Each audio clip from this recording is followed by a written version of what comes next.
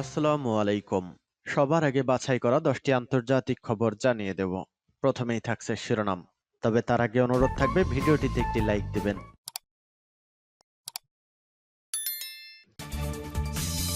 সংবাদের শুরুতেই জানিয়ে দিব সংবাদ শিরোনাম।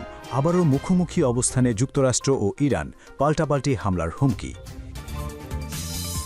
এরপর জানিয়ে দিব যেভাবেই হোক গ্রিনল্যান্ড যুক্তরাষ্ট্র দখল করবেই ট্রাম্প।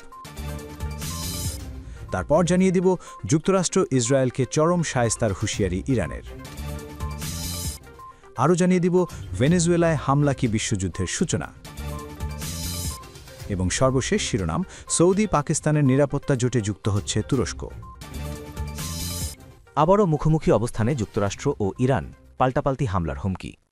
ইরানে চলমান গণবিক্ষোভ ঘিরে দেশটির সরকারের সঙ্গে আবারও মুখোমুখি অবস্থানে চলে গেছে যুক্তরাষ্ট্র। বিক্ষোভ দমনে ইরান সহিংস পদ্ধতি ব্যবহার করলে সামরিক হামলার মাধ্যমে সেটির জবাব দেওয়া হবে বলে একাধিকবার হুঁশিয়ার করেছেন মার্কিন প্রেসিডেন্ট ট্রাম্প। এরই মধ্যে অর্ধশতাধিক বিক্ষোভকারী নিহত হয়েছে, গ্রেফতার করা হয়েছে 2500 জনেরও বেশি মানুষকে।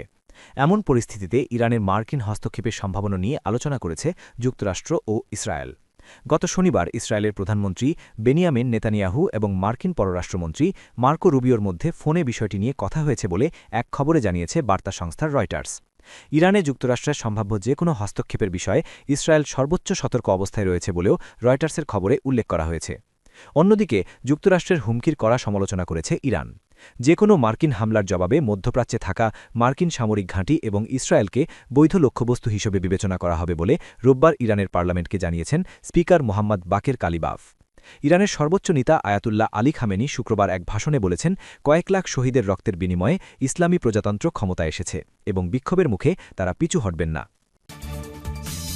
যেভাবেই হোক গ্রিনল্যান্ড যুক্তরাষ্ট্র দখল করবেই ট্রাম্প। গ্রিনল্যান্ড দখলের বিষয়ে আবারও কড়া অবস্থানের কথা জানিয়েছেন যুক্তরাষ্ট্রের প্রেসিডেন্ট ডোনাল্ড ট্রাম্প। তিনি বলেছেন, এই আর্কটিক দ্বীপটি দখলে নিতে যুক্তরাষ্ট্র সহজ বা প্রয়োজনে কঠিন পথে এগোতে পারে। সম্প্রতি হোয়াইট হাউসে তেল খাতের নির্বাহীদের সঙ্গে বৈঠকে ট্রাম্প বলেন, গ্রিনল্যান্ড নিয়ে আমরা কিছু একটা করব, তারা চাক বা না চাক। গ্রিনল্যান্ড প্রশ্নে তিনি ডেনমার্কের সার্বভৌমত্ব কার্যত উপেক্ষা করেন। ট্রাম্প বলেন, যুক্তরাষ্ট্র প্রথমে আলোচনার মাধ্যমে সমাধান চাইবে, তবে তা সম্ভব না হলে শক্ত পথ বেছে নেওয়া হবে। তার মতে খনিজ সম্পদের সমৃদ্ধ গ্রিনল্যান্ড যুক্তরাষ্ট্রের জাতীয় নিরাপত্তার জন্য খুবই গুরুত্বপূর্ণ, বিশেষ করে আর্কটিক অঞ্চলে রাশিয়া ও চীনের সামরিক তৎপরতা বাড়ার কারণে। তিনি দাবি করেন, যুক্তরাষ্ট্র না নিলে রাশিয়া বা চীন গ্রিনল্যান্ডের দখল নিতে পারে, তাই বিষয়টি হালকাভাবে দেখার সুযোগ নেই। গ্রিনল্যান্ডে যুক্তরাষ্ট্রের একটি সামরিক ঘাঁটি থাকলেও দ্বীপটি দখলের হুমকিতে ডেনমার্ক ও ইউরোপীয় মিত্ররা উদ্বেগ প্রকাশ করেছে। ডেনমার্কের প্রধানমন্ত্রী মেটে ফ্রেডেরিকসেন সতর্ক করে বলেছেন, এমন আগ্রাসন ন্যাটোর ও যুদ্ধ পরবর্তী বৈশ্বিক নিরাপত্তা কাঠামোর জন্য ভয়াবহ হবে। তবে ডেনমার্কের এই উদ্বেগকে গুরুত্ব দেননি ট্রাম্প। তিনি বলেন, ডেনমার্ক যুক্তরাষ্ট্রের বন্ধু হলেও কয়েকশো বছর আগে সেখানে জাহাজ ভেড়ানোই মালিকানার প্রমাণ হতে পারে না। এদিকে আগামী সপ্তাহে গ্রিনল্যান্ড ও ডেনমার্কের প্রতিনিধিদের সঙ্গে বৈঠকে বসবেন যুক্তরাষ্ট্রের পররাষ্ট্রমন্ত্রী মার্কো রুবিও। যুক্তরাষ্ট্র ইসরায়েলকে চরম শায়েস্তার হুঁশিয়ারি ইরানের। যুক্তরাষ্ট্র ইসরায়েলকে চরম শায়েস্তার হুঁশিয়ারি দিয়েছে ইরান। দেশটি জানিয়েছে, চলমান বিক্ষোভে যুক্তরাষ্ট্র বা ইসরায়েল হস্তক্ষেপ করলে পাল্টা হামলা চালানো হবে। ইরানের পার্লামেন্টে দেওয়া বক্তব্যে এমন হুঁশিয়ারি দেন সংসদ স্পিকার মোহাম্মদ বাকের কালিবাফ। রোববার 11 জানুয়ারি ইউরো নিউজের এক প্রতিবেদনে এ তথ্য জানানো হয়েছে। মোহাম্মদ বাকের বলেন, যুক্তরাষ্ট্র যদি ইরানের ওপর সামরিক হামলা চালায়, তাহলে দখলকৃত ভূখণ্ড বা ইসরায়েল এবং যুক্তরাষ্ট্রের সামরিক ঘাঁটি ও নৌযান আমাদের বৈধ লক্ষ্যবস্তু হবে। সাবেক রেভলিউশনারি গার্ড কমান্ডার কালিবাফের এই বক্তব্যকে সাম্প্রতিক উত্তেজনার মধ্যে সবচেয়ে কড়া হুঁশিয়ারিগুলোর একটি হিসেবে দেখা হচ্ছে। এই হুমকি এমন এক সময় এলো যখন মার্কিন প্রেসিডেন্ট ডোনাল্ড ট্রাম্প ইরানের বিক্ষোভকারীদের প্রতি প্রকাশ্যে সমর্থন জানানোর পর ইরান এই হুঁশিয়ারি দিয়েছে। ট্রাম্প বলেন, যুক্তরাষ্ট্র সহায়তার জন্য প্রস্তুত। নিজের সামাজিক যোগাযোগ মাধ্যম ট্রুথ সোশ্যালে ট্রাম্প লেখেন, ইরান হয়তো আগের চেয়ে যে কোনো সময় স্বাধীনতার দিকে তাকিয়ে আছে। যুক্তরাষ্ট্র সহায়তার জন্য প্রস্তুত। এর আগে ট্রাম্প সতর্ক করে বলেন, ইরান যদি বিক্ষোভকারীদের হত্যা করে, তাহলে তিনি সামরিক হামলার বিষয়টি বিবেচনা করতে পারেন। মার্কিন পররাষ্ট্র দপ্তরও হুঁশিয়ারি দিয়ে জানায়, প্রেসিডেন্ট ট্রাম্প যা বলেন তা বাস্তবায়ন করতেও তিনি দ্বিধা করেন না। মার্কিন সংবাদ মাধ্যম নিউ ইয়র্ক টাইমস ও ওয়াল স্ট্রিট জার্নাল জানিয়েছে, শনিবার রাতে ট্রাম্পের সামনে ইরানের বিরুদ্ধে সামরিক হামলার বিভিন্ন বিকল্প উপস্থাপন করা হয়েছে, যদিও চূড়ান্ত সিদ্ধান্ত নেওয়া হয়নি।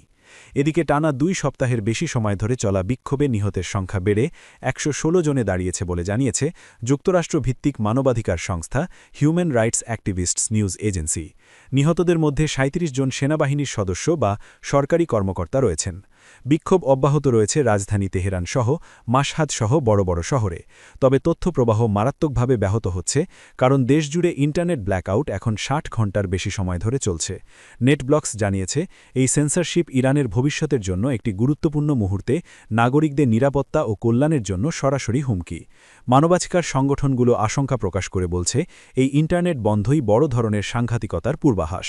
Centre for human rights in Iran CHRI একটি বিবৃতিতে জানায়, 2019 সালে একইভাবে ইন্টারনেট বন্ধ করার পর 1000-এরও বেশি বিক্ষোভকারীকে হত্যা করা হয়েছিল। বর্তমান পরিস্থিতিও অত্যন্ত উদ্বেগজনক। ভেনেজুয়েলায় হামলা কি বিশ্বযুদ্ধের সূচনা? দক্ষিণ আমেরিকার তেল সমৃদ্ধ দেশ ভেনেজুয়েলা কয়েক দশক ধরে ক্রমেই পরিণত হয়েছে বৈশ্বিক ভূরাজনীতির এক উত্তপ্ত সংঘাতবিন্দুতে। একদিকে যুক্তরাষ্ট্রের পেছনের উঠানে দখলদারত্ব, অর্থনৈতিক নিষেধাজ্ঞা ও রাজনৈতিক প্রভাব বিস্তার, অন্যদিকে ভেনেজুয়েলার প্রতি রাশিয়া ও চীনের কৌশলগত সমর্থন। এই ত্রিমুখী শক্তি সমীকরণ দেশটিকে ঠেলে দিয়েছে এক অনিশ্চিত ভবিষ্যতের দিকে। বিশেষ করে 3 জানুয়ারি কারাকাসে সামরিক পন্থায় প্রেসিডেন্ট নিকোলাস মাদুরো ও তার স্ত্রী সিলিয়া ফ্লোরেসকে যুক্তরাষ্ট্রের তুলে নেওয়ার ঘটনা নতুন ভিন্ন সংখ্যা তৈরি করেছে। আন্তর্জাতিক মহলে এখন প্রশ্ন ঘুরপাক খাচ্ছে, ভেনেজুয়েলায় যুক্তরাষ্ট্রের এই সামরিক আগ্রাসন কি তবে তৃতীয় বিশ্বযুদ্ধের সূচনা ঘটিয়ে দেবে? এ প্রশ্নের উত্তর খুঁজতে হলে ফিরে যেতে হবে ইতিহাসের পাতায়। বিশ্লেষণ করতে হবে তেল, ক্ষমতা ও সাম্রাজ্যবাদী রাজনীতির দীর্ঘ সংঘাত এবং বুঝতে হবে বর্তমান বৈশ্বিক শক্তি ভারসাম্যের সূক্ষ্ম বাস্তবতা। মার্কিন আগ্রাসন নিয়ে বিস্তারিত লিখেছেন হুমায়ুন কবির। যুক্তরাষ্ট্রের প্রেসিডেন্ট ডোনাল্ড ট্রাম্পের নির্দেশে 2026 সালের জানুয়ারিতে ভেনেজুয়েলায় চালানো অভূতপূর্ব সামরিক অভিযানে প্রেসিডেন্ট নিকোলাস মাদুরো ও তার স্ত্রীকে আটক করে নিউ ইয়র্কে নেওয়া বৈশ্বিক রাজনীতি ও আন্তর্জাতিক ব্যবস্থায় ব্যাপক প্রভাব সৃষ্টি করেছে। ট্রাম্প এ পদক্ষেপকে মাদক সন্ত্রাসবাদের বিরুদ্ধে আইন প্রয়োগ হিসেবে দাবি করলেও অধিকাংশ বিশ্লেষক একে সার্বভৌমত্ব লঙ্ঘন, আন্তর্জাতিক আইন ভাঙা এবং শাসন পরিবর্তনের নগ্ন উদাহরণ বলে আখ্যা দিয়েছেন। লন্ডন ভিত্তিক ব্রিটিশ থিঙ্ক ট্যাঙ্ক প্রতিষ্ঠান চাথাম হাউসের বিশ্লেষজ্ঞদের মতে এ অভিযান 80 বছরের বৈশ্বিক নীতিভিত্তিক ব্যবস্থার ওপর এক বড় আঘাত। জাতিসংঘ ও বেশিরভাগ রাষ্ট্র নিন্দা জানালেও প্রতিক্রিয়া ছিল তুলনামূলক দুর্বল, যা ভবিষ্যতে আরও শক্তিশালী রাষ্ট্রকে একতরফা আগ্রাসনে উৎসাহিত করবে। ব্রাজিল, মেক্সিকো সহ লাতিন আমেরিকার বড় অংশ এ হামলাকে বিপজ্জনক নজির হিসেবে দেখছে। ভেনেজুয়েলার ভেতরে এর প্রভাব ভয়াবহ হতে পারে। দেশটি আগে থেকেই অর্থনৈতিক বিপর্যয়, খাদ্য সংকট ও ব্যাপক দেশ ছাড়ার প্রবণতার মধ্যে ছিল।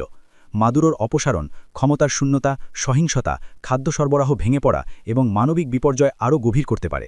ইরাক ও লিবিয়ার মতো পরিস্থিতির আশঙ্কা করছেন বিশ্লেষকরা। জ্বালানি বাজারেও বড় ধাক্কার শঙ্কা রয়েছে। বিশ্বের সবচেয়ে বড় তেল মজুদের দেশ ভেনেজুয়েলায় অস্থিরতা তেলের দাম বাড়াতেও পারে, আবার যুক্তরাষ্ট্র নিয়ন্ত্রিত বিনিয়োগের আশায় দাম কমতেও পারে। এখন এই সব কিছু নির্ভর করছে ওয়াশিংটনের পরিকল্পনার উপর। রাশিয়া ও চীনের জন্য এটি কৌশলগত ধাক্কা হলেও তারা যুক্তরাষ্ট্রের এ একতরফা আগ্রাসনকে কাজে লাগিয়ে বিশ্বজুড়ে আমেরিকান ভণ্ডামি তুলে ধরতে চাইবে। অনেক দুর্বল রাষ্ট্র ভবিষ্যতে যুক্তরাষ্ট্রের হাত থেকে বাঁচতে বিকল্প শক্তির দিকে ঝুঁকতে পারে। সব মিলিয়ে মাদুরোর পতন কেবল ভেনেজুয়েলার ঘটনা নয়, এটি বিশ্ব রাজনীতির এক বিপজ্জনক মোড়, যেখানে শক্তিই যেন ন্যায়ের শেষ মানদণ্ড হয়ে উঠছে। সৌদি পাকিস্তানের নিরাপত্তা জোটে যুক্ত হচ্ছে তুরস্ক। শুক্রবার 9 জানুয়ারি আমেরিকার সংবাদ মাধ্যম ব্লুমবার্গের বরাত দিয়ে এক প্রতিবেদনে এ তথ্য জানিয়েছে পাকিস্তানি সংবাদ মাধ্যম জিও নিউজ। ব্লুমবার্গের প্রতিবেদনে বলা হয়, এসডিএমএ জোটে অন্তর্ভুক্তি নিয়ে গত অক্টোবর থেকে সৌদি আরব ও পাকিস্তানের কর্মকর্তাদের সঙ্গে তুরস্কের আলোচনা চলছিল। আলোচনা বর্তমানে চূড়ান্ত পর্যায়ে রয়েছে। সব প্রক্রিয়া শেষ হলে জোটে যোগ দেবে তুরস্ক। গত বছরের 17 সেপ্টেম্বর সৌদি আরব ও পাকিস্তানের মধ্যে স্ট্র্যাটেজিক মিউচুয়াল ডিফেন্স এগ্রিমেন্ট এসডিএমএ চুক্তি স্বাক্ষরিত হয়। চুক্তির শর্তাবলী প্রকাশ করা না হলেও দুই দেশের কর্মকর্তারা জানান, চুক্তিভুক্ত কোনো দেশের উপর বহিঃশক্তির হামলা হলে অপর দেশ সর্বাত্মকভাবে আক্রান্ত দেশের পাশে থাকবে। চুক্তির একটি গুরুত্বপূর্ণ দিক হিসেবে পাকিস্তানের পরমাণু সক্ষমতার বিষয়টি উঠে এসেছে। পাকিস্তান বিশ্বের একমাত্র মুসলিম দেশ যার পরমাণু অস্ত্র রয়েছে। চুক্তির আওতায় এই সক্ষমতাও অন্তর্ভুক্ত। এছাড়া 6 লাখ সদস্যের সেনাবাহিনী নিয়ে পাকিস্তান বিশ্বের শক্তিশালী সামরিক বাহিনীগুলোর অন্যতম। চুক্তি স্বাক্ষরের 2 দিন পর 19 সেপ্টেম্বর এক সাক্ষাৎকারে পাকিস্তানের প্রতিরক্ষামন্ত্রী বলেন, এই চুক্তিটি ন্যাটোর আদলে তৈরি করা হয়েছে। এটি প্রতিরক্ষামূলক, আক্রমণাত্মক নয়। কোনো দেশের বিরুদ্ধে আগ্রাসনের সুযোগ এখানে নেই। তবে সৌদি আরব বা পাকিস্তানের উপর হামলা হলে সম্মিলিতভাবে তা প্রতিহত করা হবে।